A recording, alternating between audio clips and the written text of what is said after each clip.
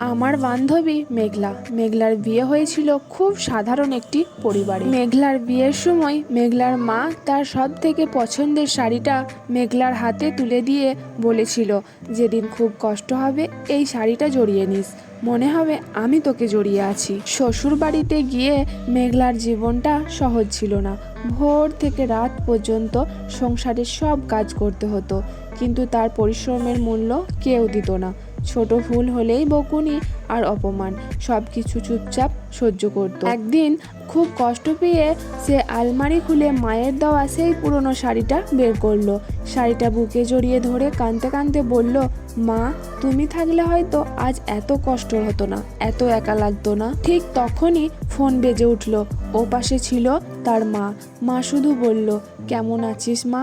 এই একটি প্রশ্ন শুনেই মেঘলা আর নিজেকে সামলাতে পারল না, কান্নায় ভেঙে পড়ল। মেঘলার মা সব বুঝে গিয়েছিল, শুধু বলল, মনে রাখিস, অন্ধকার রাত যত দীর্ঘই হোক একদিন সকাল হবে, তুই হার মানবি না। সেই কথাগুলোই মেঘলার জীবনে শক্তি হয়ে দাঁড়ালো। ধীরে ধীরে সে নিজের যোগ্যতায় ছোট্ট একটি কাজ শুরু করলো।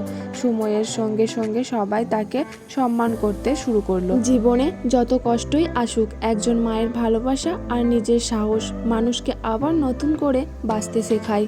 গল্পটি কেমন লাগলো অবশ্যই জানিও। যদি ভালো লাগে তাহলে কমেন্ট বক্সে একটা সুন্দর কমেন্ট করে দিও।